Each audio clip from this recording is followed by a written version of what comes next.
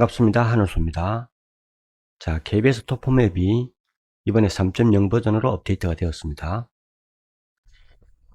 자, 툴바를 보시면은 추가된 아이콘이 보이죠. 첫 번째 있는 것은 차선을 그리는 기능이라고 보시면 되고요. 두 번째 있는 것은 주차선을 만드는 기능이라고 보시면 됩니다. 자, 세 번째 있는 아이콘은 분할되어 있는 엣지를 하나로 연결해서 웰드하는 그런 기능이라고 보시면 될 겁니다. 자, 그리고 여기에는 한 가지 기능이 또 있는데 일단 웰드하는 기능 외에 커브의 스타트와 엔드를 서로 바꿔주는 그런 기능도 들어 있습니다. 자, 이 루비는 기능 자체가 그렇게 많지는 않습니다. 자, 하지만 사용상 주의사항이 좀 있기 때문에 기본 사용 방법과 주의사항에 대해서 설명을 드리도록 하겠습니다. 자, 이 루비는 기본적으로 완전히 독립되어 있는 엣지나 커브에 대해서 원활하게 작업이 가능합니다. 자, 그렇다고 해서 면 속에 있는 엣지나 커브에 대해서 작업이 안 되는 건 아닌데 좀 주의해야 될 부분이 있습니다. 자, 제가 미리 몇 가지 예제 그림을 준비를 했죠. 자, 이 부분을 보시면은 얘는 한 개의 엣지로 되어 있죠. 자, 여기는 커브로 되어 있습니다. 자, 여기도 커브로 되어 있죠. 자, 먼저 한 개를 선택을 해서 기본적인 사용 방법을 설명드리겠습니다. 자, 선택을 한 다음에 아이콘을 클릭을 합니다. 자, 옵션 창이 출력이 되죠. 자, 이 상태에서 우리가 처음에 선택했던 엣지를 보시면은 이쪽이 스타트, 이쪽이 엔드라고 되어 있죠. 자, 옵션을 보시면은 제일 위에 있는 게 차선의 종류를 선택하게 되어 있죠. 대시가 있고 싱글이 있고 더블이 있죠. 자, 클릭을 하면은 선택한 형태대로 이렇게 미리 보기가 변경이 되죠. 자, 두 번째 옵션을 보시면은 렌랭스라고 있는데 차선의 길이죠. 자, 이 한 개의 길이를 이야기를 합니다. 자, 그리고 갭이라고 있죠. 갭 부분은 차선과 차선 사이의 간격을 이야기를 합니다. 그리고 자, 위드가 있죠. 자, 이거는 차선의 폭이라고 보시면 됩니다. 자, 세로 부분 이 폭을 이야기한다고 보시면 되겠죠. 자, 그리고 뎁스라고 있는데 우리가 기본적으로 차선을 만들면은 2D 평면으로 만들어집니다. 자, 뎁스 부분에 숫자를 입력을 하게 되면은 푸시블로 뽑아낸 것처럼 높이를 가진다, 이런 뜻으로 보시면 되겠죠. 자, 마지막으로 색상이 있죠. 클릭을 해서 원하는 색상을 선택을 하면은 차선의 색상이 바뀌게 되겠죠. 자, 이렇게 옵션을 다 선택을 했으면은 마지막에 확인 버튼을 클릭을 해서 완성을 합니다. 자, 이렇게 만들어졌죠.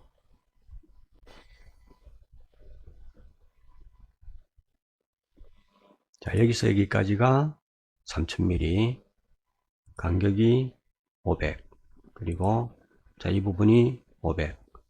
자, 우리가 입력한 대로 정상적으로 작업이 됐죠. 다시 작업존으로 돌아가겠습니다. 자, 다시 선택을 하고 한 번 더 클릭을 해보죠. 자, 3500, 500이죠. 자, 이번에 갭 부분을 똑같이 3000으로 주겠습니다. 자, 이렇게 만들어지겠죠. 자, 얘는 기본적으로 매핑을 할 때 면뿐만 아니라 엣지 부분도 같이 선택한 색상으로 매핑을 합니다. 자, 그리고 엣지 부분은 최종적으로 또 소프트 처리까지 같이 하게 됩니다. 자, 그 이유가 뭐냐면은 화면을 최대한 축소를 했을 때 엣지 부분이 살아 있으면은 얘가 그냥 새까맣게 나오겠죠. 구분이 잘 안 됩니다. 자, 그런데 제가 말씀드린 대로 엣지에도 매핑을 하고 엣지를 스무스 처리하게 되면은 이렇게 확대 축소를 해도 정확하게 모양이 살아 있죠. 자, 계속해서 다른 옵션으로 또 작업을 해보죠. 자, 이번에는 싱글로 작업을 해보죠. 자, 싱글 옵션일 때는 옵션 중에서 해당이 안 되는 게 또 있죠. 예를 들어서 길이 부분은 해당이 안 되겠죠. 그냥 한 줄로 길게 놓으니까. 자, 갭 부분도 해당이 안 되겠죠. 자, 그런데 폭 부분은 해당이 되겠죠. 자, 이 폭이니까 폭 부분은 해당이 될 겁니다. 그리고 자, 높이도 해당이 되고 색상도 해당이 되겠죠. 자, 폭을 이번에는 1000으로 주죠. 그리고 자, 푸시블 높이를 한번 줘볼까요? 자, 이것도 1000으로 주겠습니다. 자, 이렇게 하면은 이런 식으로 만들어지는 거죠.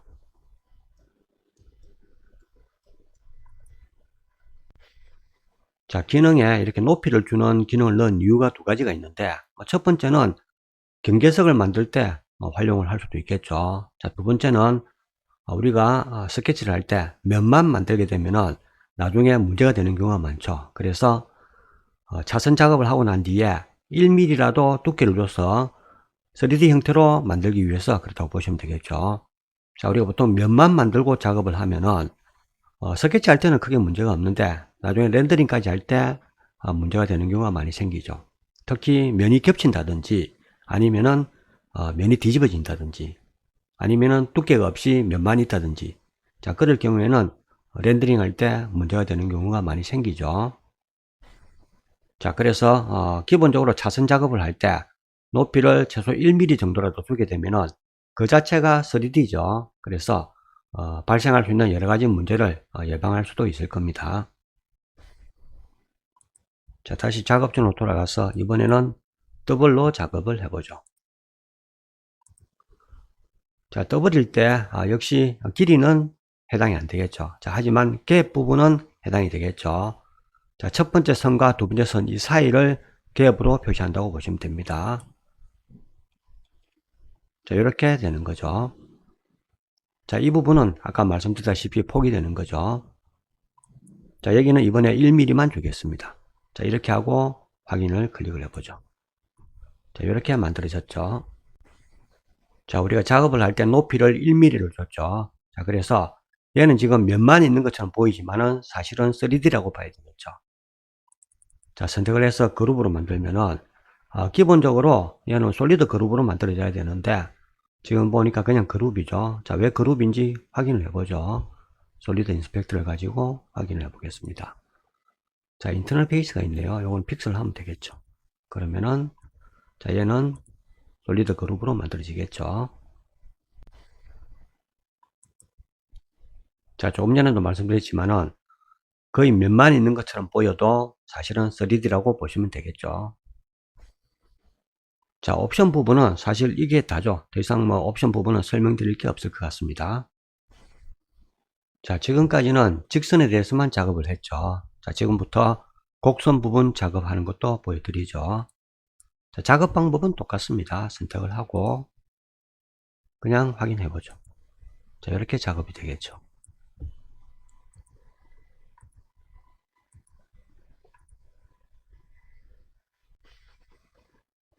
자, 지금까지 이제 기본 사용 방법에 대해서 설명을 다 드렸죠.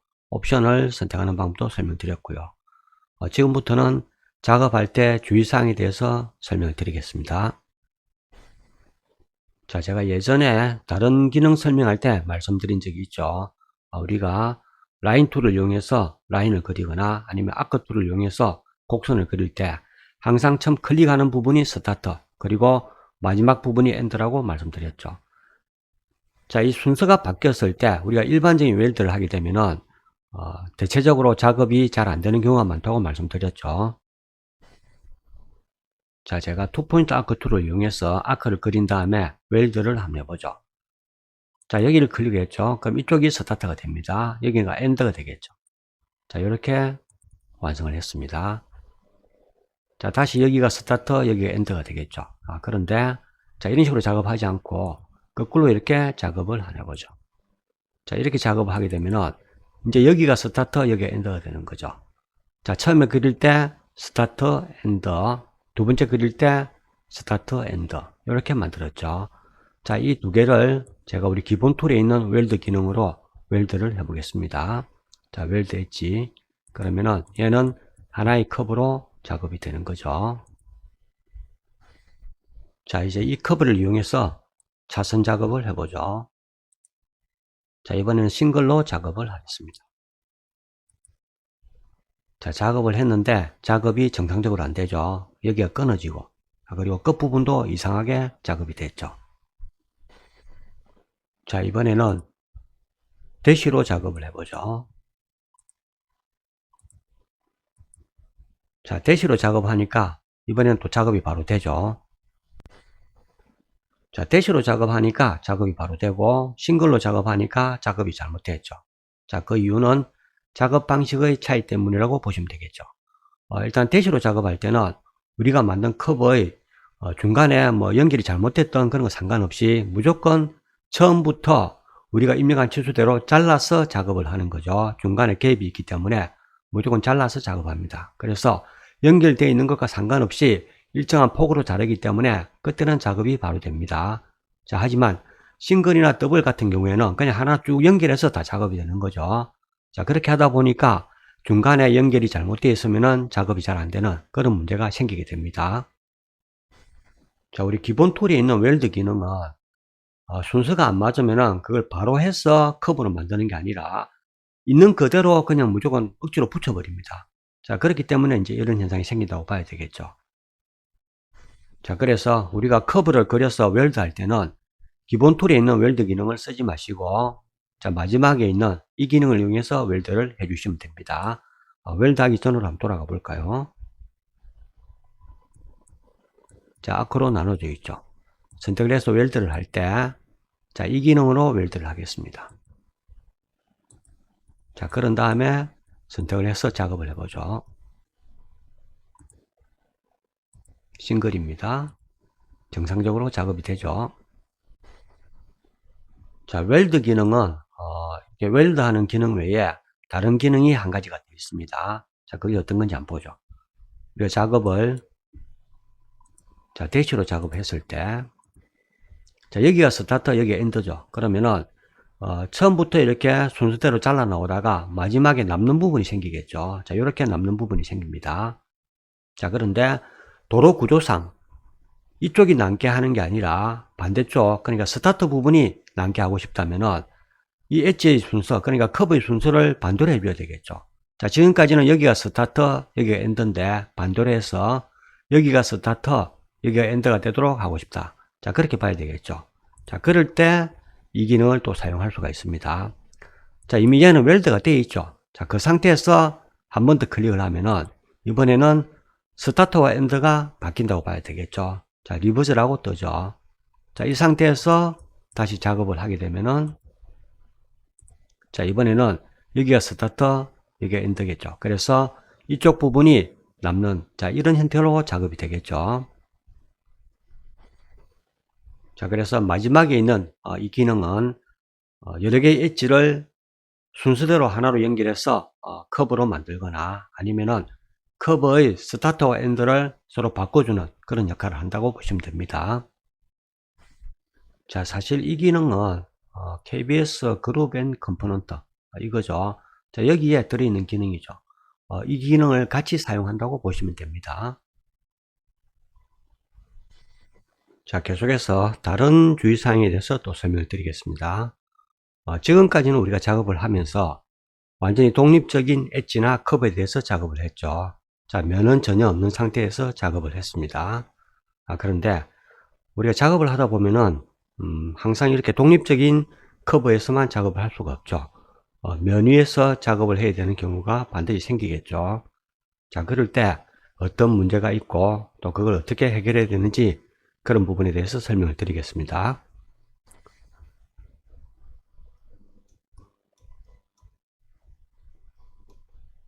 자, 이쪽을 보시면은 면이 있고 그리고 커브가 있고 자, 이런 형태로 되어 있죠. 자, 이쪽은 평면이 아니고 곡면이죠. 자, 곡면으로 되어 있고 이쪽은 면이 있는데 거의 평면이라고 봐야 되겠죠. 자, 먼저 가운데 이 부분부터 보죠. 자, 여기 면이 있는데 그냥 일반적인 면이죠. 자, 여기에 제가 라인을 하나 긋겠습니다. 자, 그리고 아크도 한번 그려보죠.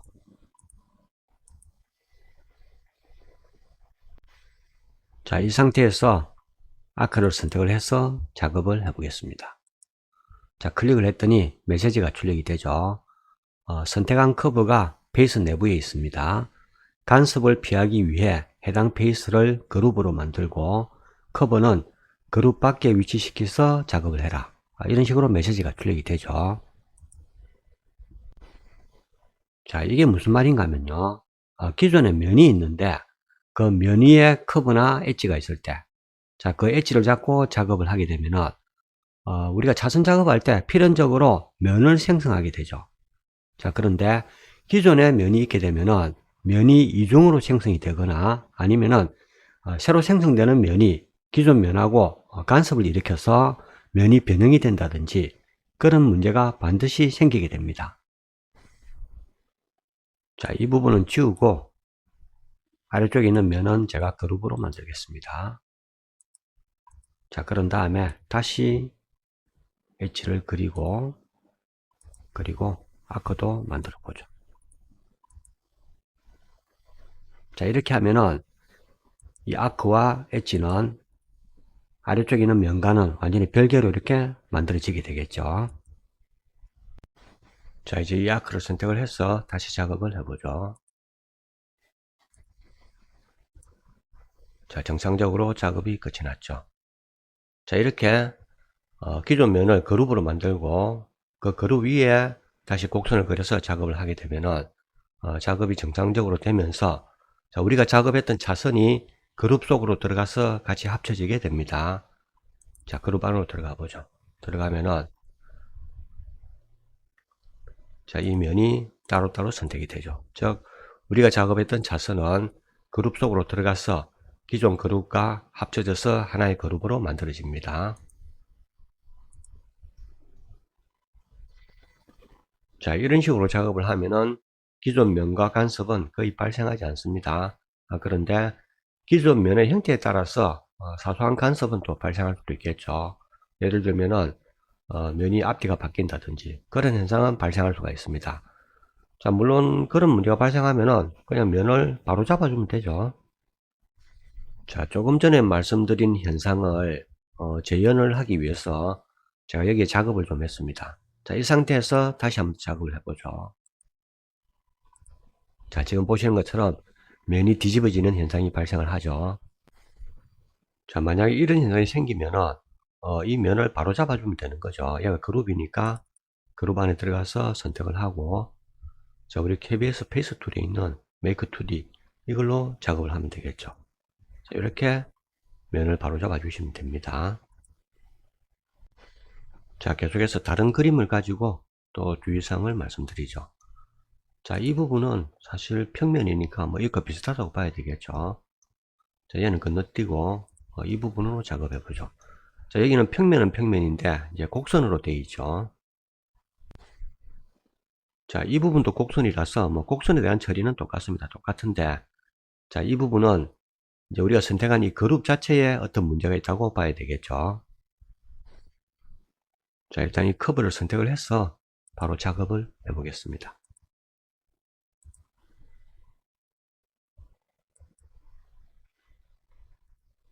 자, 작업을 했는데 뭔가 정상적으로 생성이 안 되죠. 자, 히든 지오메트리를 한번 보겠습니다. 히든 지오메트리를 봤더니 자, 이 그룹 안에 있는 면이 상당히 많이 쪼개져 있죠. 그렇죠. 자, 우리가 차선 생성 작업을 하다 보면은 기존 면 자체가 평면에서만 작업할 수는 없는 거죠. 곡면 위에서도 작업할 수도 있고 아니면은 평면이라도 필요에 의해서 이렇게 많이 분할되어 있는 이런 상태에서도 작업을 할 수도 있을 겁니다. 자, 이런 상태일 때 정상적으로 작업이 되게 하는 방법이 세 가지 정도가 있습니다. 하나씩 설명을 드리겠습니다. 자, 일단 첫 번째 방법은 필요 없는 라인들을 정리를 하는 방법이 있겠죠. 자, 일단 작업전으로 돌아가서 자, 가운데 이 부분이 사실 필요 없는 라인들이라고 보고 정리를 해야 되겠죠. 물론 지우개 툴로 지워도 되겠지만은 한 번에 간단하게 해결하는 방법이 있죠. 자, 일단 선택을 한 다음에 세 번째 있는 클린 엣지, 그렇죠. 자, 얘를 클릭을 합니다. 그러면은 필요 없는 라인들이 깨끗이 정리가 되죠. 자, 이 상태에서 다시 선택을 해서 작업을 해보죠. 자, 이번에는 정상적으로 잘 되죠. 자, 필요 없는 라인을 제거하는 기능은 뭐 굳이 이걸 사용을 하지 않더라도 여러분들이 별도로 가지고 있는 루비가 있으면은 또 그걸 사용을 하시면 됩니다. 자, 얘는 평면에 이렇게 분할이 되어 있기 때문에 이런 식으로 해결이 가능한데, 곡면이라면은 그런 식으로 라인을 지울 수가 없죠. 라인을 지우는 순간에 면이 다 깨져 버리니까 그렇게 할 수는 없습니다. 자, 그래서 보통은 이제 두 번째 소개하는 방법으로 거의 작업을 아마 하셔야 될 겁니다. 자, 다시 작업존으로 돌아갔어. 자, 이 상태로 돌아왔죠. 자, 이 상태에서 다시 작업을 해보죠. 자, 역시 커브를 선택을 하고 아이콘을 클릭을 합니다. 자, 이번에는 제가 앞에 말씀드린 것처럼 두께를 주겠습니다. 자, 많이 줄 필요는 없고 1mm 정도만 주겠습니다. 자, 그리고 작업을 해보죠. 자, 이번에는 면이 분할이 되어 있어도 정상적으로 작업이 잘 되죠.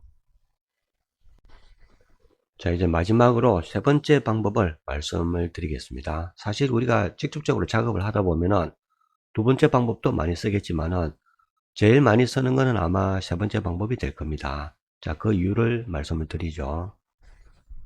자, 우리가 차선 작업을 할 때 그룹 위에서 커브를 선택을 해서 이렇게 작업을 하고 있지만은 사실은 이 커브의 곡률과 그룹 속에 있는 면의 곡률은 완전히 다른 거죠. 자, 다시 말씀드리면은 면의 곡률과는 전혀 관계없이 순수하게 커브 자체의 곡률만으로 차선을 만들게 됩니다.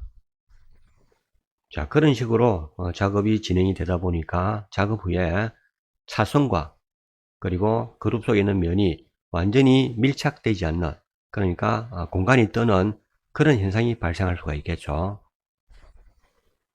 자, 세 번째 방법을 사용을 하면은 그런 부분까지 해결이 되겠죠. 자, 이 정도 말씀드리면은 대충 어떤 방법인지 감이 오시죠? 자, 이 부분은 또 작업존으로 돌아가야죠. 자, 마지막 세 번째 방법은 만들어진 차선을 샌드박스에 있는 드레이프 툴로 투사를 하는 방법이 있겠죠.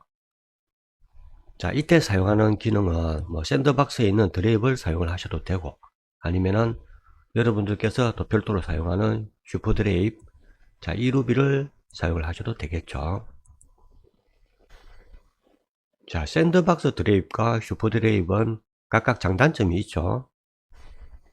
자, 일단 샌드박스 드레이프 같은 경우에는 상대적으로 속도가 상당히 빠르죠. 속도가 빠르고 또 그리고 한 가지가 더 있는데, 아래쪽에 투사될 영역에 각도가 수직으로 90도 이상 꺾여 있는 부분도 정상적으로 드레이프이 됩니다.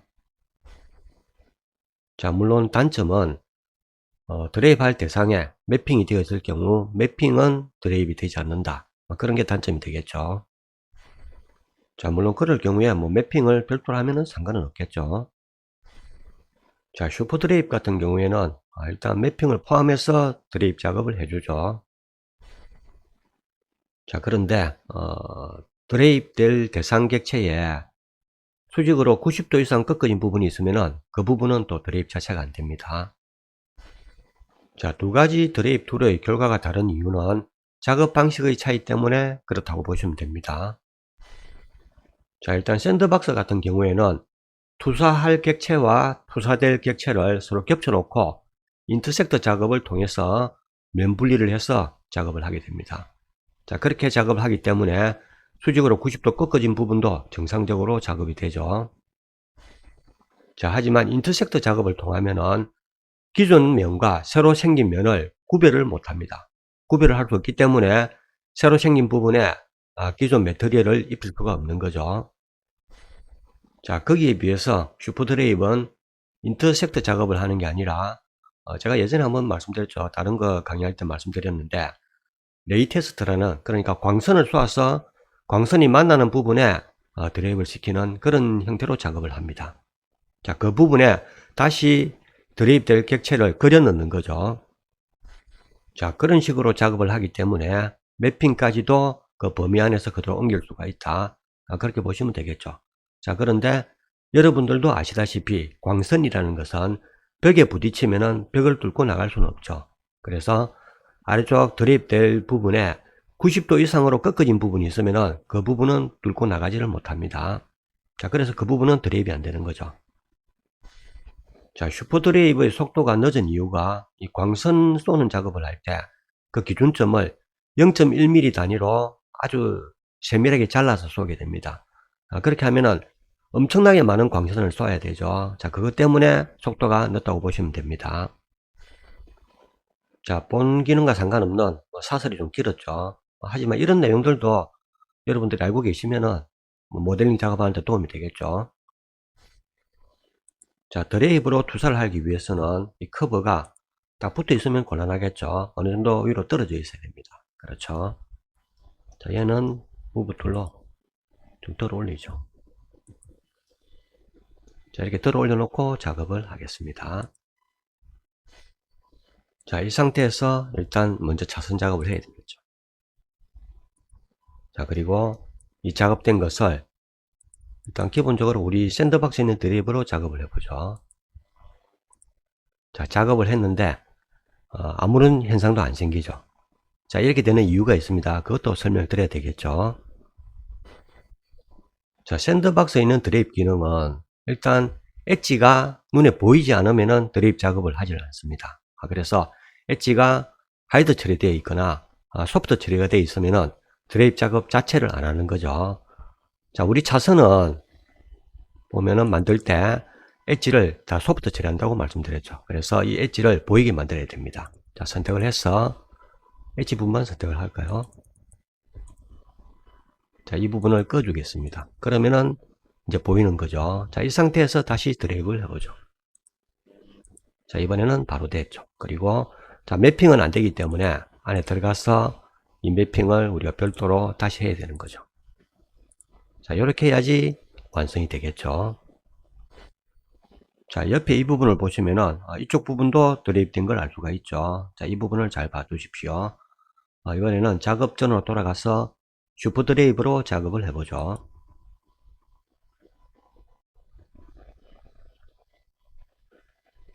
자, 역시 엣지는 하이드 처리 시켰습니다. 자, 샌드박스 드레이브와 달리 슈퍼 드레이브를 쓰기 위해서는 투사될 객체와 그리고 투사될 부분이 두 개 다 각각 그룹으로 되어 있어야 됩니다. 자, 그래서 얘도 선택을 해서 그룹으로 만들겠습니다. 자, 아래쪽은 당연히 그룹으로 되어 있어야 되겠죠. 자, 툴을 선택을 하고 자, 작업이 끝이 났죠. 작업이 되면서 매핑까지 그대로 작업이 되죠. 자, 그런데 옆부분을 보시면은 여기는 드레이브 안 되는 걸 볼 수가 있죠. 자, 그리고 또 한 가지는 본래 소프트 처리되어 있는 그런 선이었죠. 이 부분이. 자, 이 부분 드레이브를 하게 되면은 선도 같이 살아난다. 이렇게 보시면 됩니다. 자, 물론 엣지 부분에도 매핑이 되어 있기 때문에 뭐 엣지가 다시 보인다 해도 크게 상관은 없겠죠. 자, 이런 식으로 드레이프 기능을 이용해서 투사를 하게 되면은 기존에 면이 다 분리가 되어 있어도 분할이 되어 있어도 정상적으로 작업이 가능하다. 뭐 그렇게 보시면 될 겁니다. 자, 물론 드레이프 기능은 투사죠. 그렇기 때문에 3D 형태로 투사를 할 수는 없죠. 자, 3D 형태로 투사를 하려면은 플로파이 기능을 또 사용을 해야 되겠죠. 자, 그것까지는 설명을 드리지는 않겠습니다. 일단 이런 식으로 투사가 되면은 우리가 처음에 두께를 줘서 작업했다 해도 얘는 그냥 면만 드레이프 되는 거죠. 자, 그래서 필요할 경우에 이 부분에 두께를 두는 작업을 또 별도로 해야 되겠죠. 자, 그런 부분들은 어차피 개개인의 모델링 방식 차이니까 그 부분은 제가 생략을 하겠습니다. 자, 여기까지는 뭐 평면에 대한 설명이고 이제 곡면 부분으로 넘어가죠.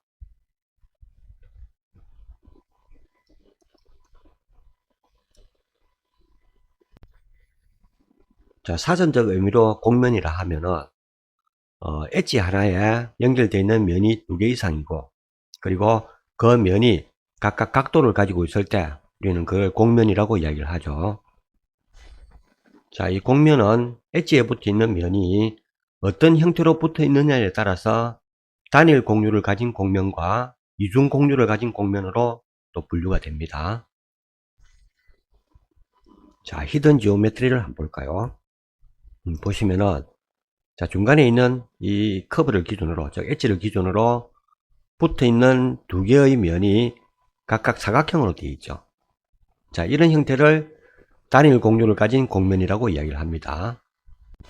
자, 그 말은 다시 말씀드려서 이 형태가 곡면 형태이긴 하지만은 엣지에 붙어 있는 이 면은 각각 평면이죠. 자, 이런 형태를 이야기한다고 보시면 됩니다. 자, 옆에 있는 이 부분은 엣지에 붙어 있는 면이 삼각형으로 쪼개져 있죠. 즉, 여기 있는 면들도 곡면이다. 그렇게 보시면 되겠죠. 그래서 이중곡률이라고 이야기를 하는 겁니다. 자, 이런 단일 곡률을 가진 곡면은 투사를 하지 않더라도 기본적으로 차선 생성을 하게 되면 정상적으로 생성이 되는 경우가 많습니다. 자, 해볼까요? 선택을 하고,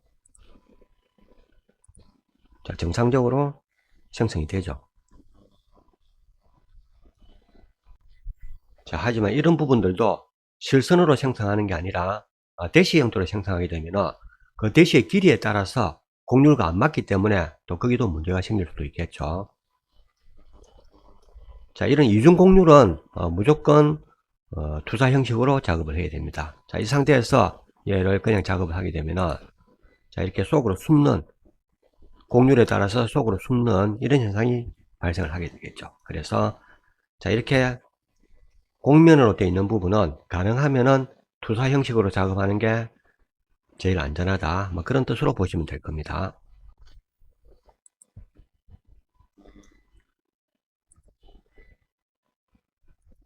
자, 얘를 선택을 해서 위로 들어 올리죠.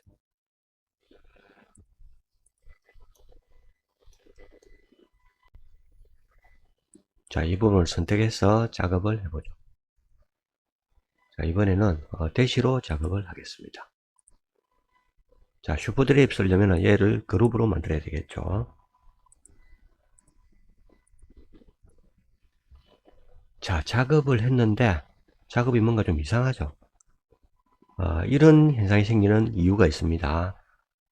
자, 이런 상태일 때도 우리 그 샌드박스에 있는 드레이브는 아마 정상적으로 작업이 될 거예요.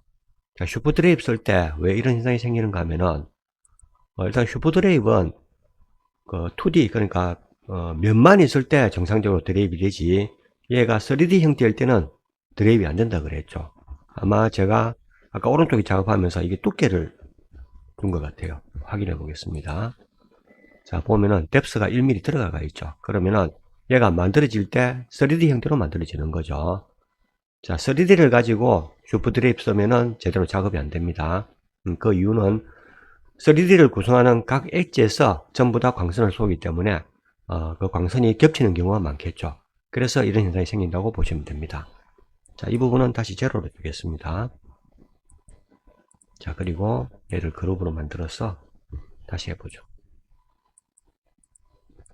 자, 이번에는 정상적으로 작업이 되죠. 자, KBS 토포맵 새로운 기능을 설명을 하면서 겸사겸사 슈퍼드립 사용 방법도 같이 설명을 드리는 것 같습니다. 자, 이번에는 옆에 있는 걸로 작업을 해보죠.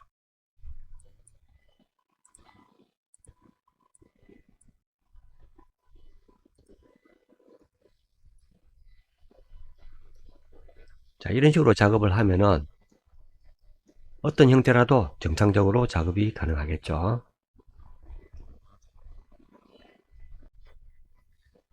자, 차선 생성과 관련돼서는 뭐 이 정도 설명드리면은 기본 사용 방법과 그리고 주의사항까지 다 설명을 드린 것 같습니다. 자, 계속해서 주차선 생성에 대해서 설명을 드리도록 하겠습니다.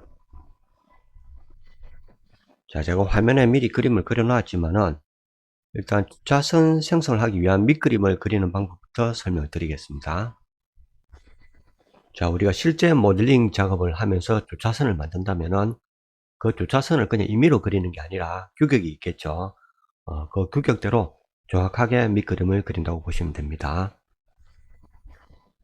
자, 지금은 제가 그냥 임의로 그리겠습니다. 일단 사각형을 그리든 아니면은 라인 툴로 직접 라인을 그리든 규격대로 그리면 되겠죠.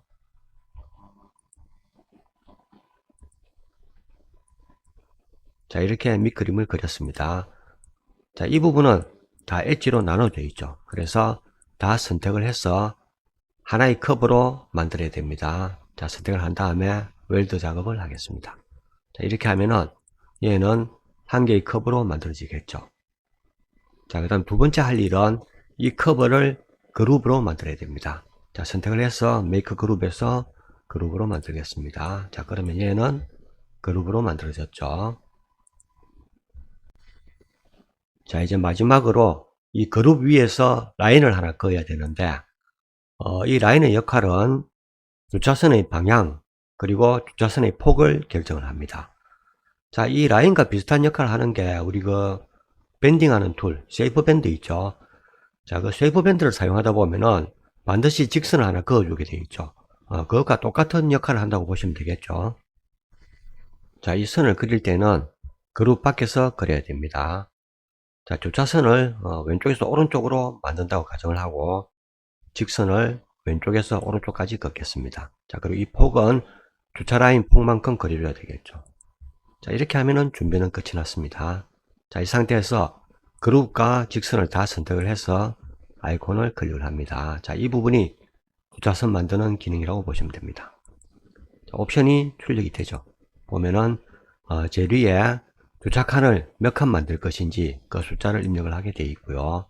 자, 두 번째 있는 거는 이 주차선의 폭을 의미합니다. 지금 1500mm라고 되어 있죠. 자, 뎁스 부분은 우리가 높이를 줄 때 저 푸시블로 뽑아내는 그 높이가 되겠죠. 자, 색상은 여기서 선택을 할 수가 있겠죠. 자, 이 상태로 그냥 확인을 해 보겠습니다. 자, 여기 보면은 직선에 스타트 엔드가 표시가 되죠. 자, 이렇게 만들어지게 됩니다. 자, 지금은 제가 임의로 이렇게 폭을 정했지만은 실제 규격이 있겠죠. 그래서 실제 규격만큼 작업을 하면은 그 폭만큼 만들어지겠죠. 자, 지금은 그냥 제가 좀 임의로 좀 두껍게 한번 만들어 보죠. 자, 이렇게 작업이 될 겁니다. 자, 만약에 이 직선의 방향을 반대로 하게 되면은 반대 방향으로 만들어지겠죠.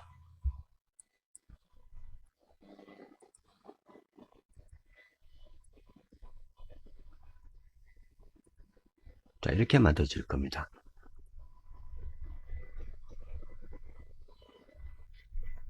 자, 중간에 만나는 선을 더블로 표시하고 싶다면은 이 직선을 조금 더 길게 그려주면 되겠죠. 자, 물론 정확하게 실측을 해서 그려야 되겠지만은 지금은 그냥 제가 임의로 작업을 해보죠.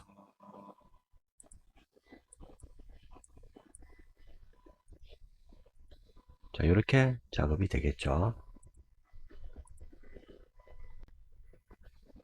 자, 주차 라인이 그려질 땅의 형태가 뭐 항상 직사각형, 정사각형 뭐 이런 형태로 되어 있는 건 아니죠. 경우에 따라서는 주차선을 좀 빼딱하게 이렇게 사선으로 그려야 될 그런 경우도 있을 거고 여러 가지 경우가 많이 생기겠죠. 자, 그럴 경우에 이 주차 라인의 밑그림은 그 방향에 맞춰서 그려야 되고요. 그리고 자, 이 직선 부분도 거기에 맞춰서 그려주시면 됩니다.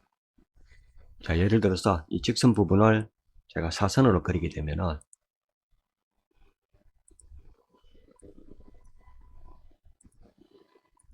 자, 이런 형태로 만들어진다는 거죠.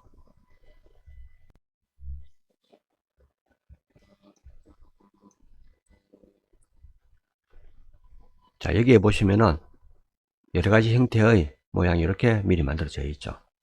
자, 그리고 중간에 직선도 방향이 다 다르게 이렇게 되어 있죠.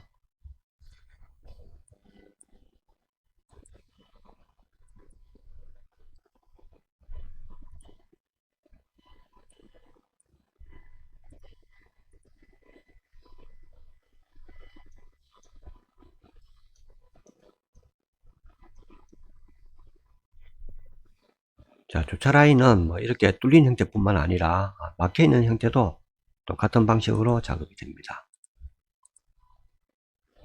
자, 얘도 웰드를 해서 커브로 만들어야 되겠죠. 그리고 자, 다시 선택해서 그룹으로 만들겠습니다. 작업 방법은 똑같습니다. 자, 이렇게 만들어지겠죠. 자, 얘는 차선 작업과 달리 작업이 끝나면은 항상 주차선을 그룹으로 만들어줍니다. 자, 그룹으로 되어 있죠. 여기도 그룹으로 만들어졌죠. 자, 이렇게 그룹으로 따로따로 만들어집니다.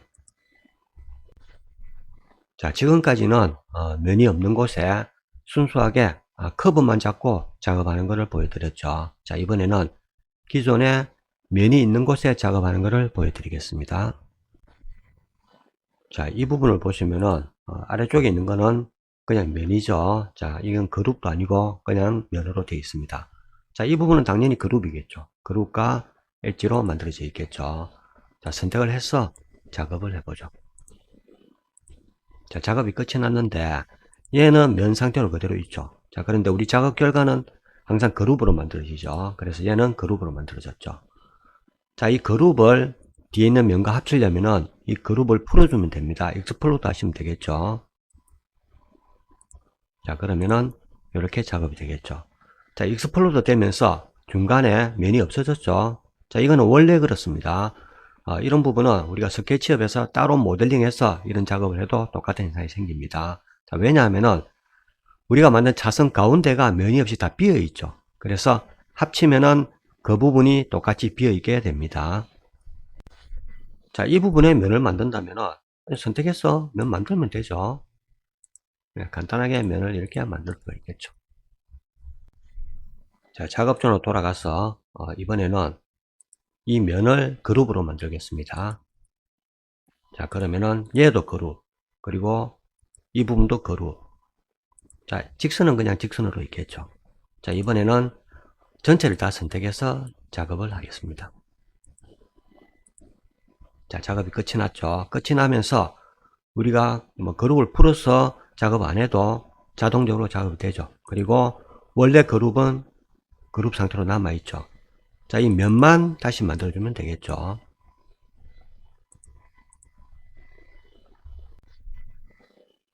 자, 면이 없어지는 경우는 뭐 아까도 말씀드렸지만은 원본 자체에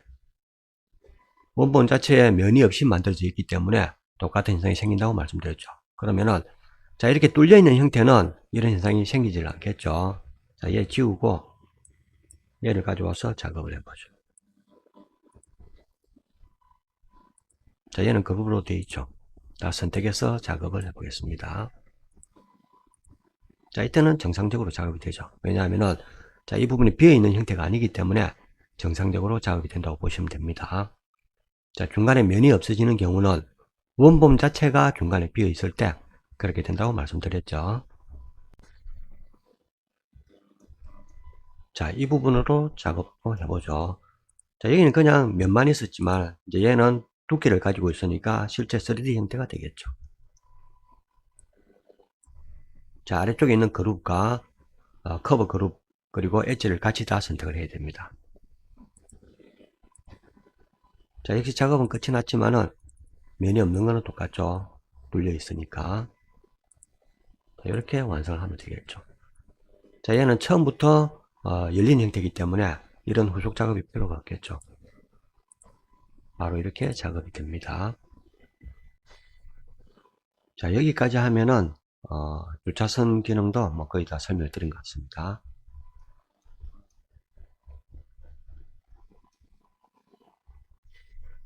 자, 마지막으로 이 부분에 실제 차선을 그려보고 마치는 걸로 하죠.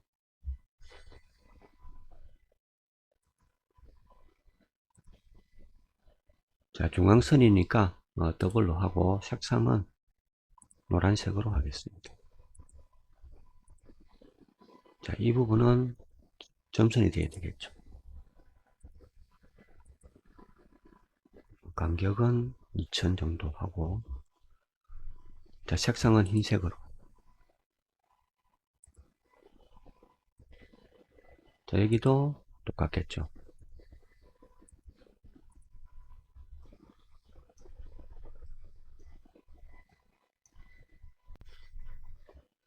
자, 물론 도로 양끝으로 주차 금지선을 만들려면은 역시 옵셋으로 이 커브를 뽑아내서 똑같은 식으로 작업을 하면 되겠죠.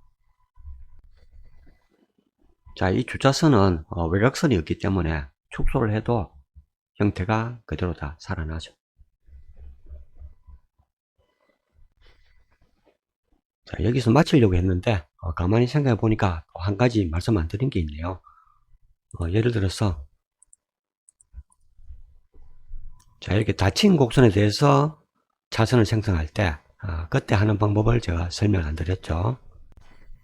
자, 닫힌 곡선에 대해서 차선을 생성할 때는 방법이 약간 다릅니다. 일단 선택을 하고 작업을 해보죠. 자, 대시 같은 경우에는 크게 상관이 없습니다. 왜냐하면은 자, 얘가 닫힌 곡선이라도 대시를 만들 때는 다 잘라서 작업하죠. 그래서 대시 같은 경우에는 크게 문제없이 작업이 됩니다. 자, 그런데 싱글이나 더블로 작업할 때는 문제가 됩니다. 자, 싱글로 선택하고 작업을 해보죠. 자, 메시지가 출력이 되죠. 실선 생성 시에는 열린 곡선을 이용해서 작업해라. 이렇게 메시지가 뜹니다. 자, 그래서 이 상태에서 정상적으로 작업하려면은 중간에 살짝 끊어서 텀을 만들어주면은 정상적으로 작업이 되겠죠. 자, 또 다른 방법은 닫힌 곡선에 대해서 차선을 생성할 때는 차선 생성 기능을 사용하지 마시고 주차선 생성 기능으로 작업을 하시면 됩니다. 자, 그런데 아까 제가 설명드렸지만은 주차선을 만들기 위해서는 얘를 그룹으로 만들어야 되고, 그리고 중간에 직선이 하나 또 필요하죠. 자, 그게 이제 일반적인 주차선 생성 기능 사용하는 방법인데, 자, 닫힌 곡선을 차선을 생성하기 위해서 주차선 기능을 사용할 때는 그런 부분들이 필요가 없다고 보시면 됩니다. 자, 얘는 그냥 서클로 되어 있죠. 그리고 직선도 없습니다. 자, 이 상태에서 주차선 기능을 이용을 해보죠.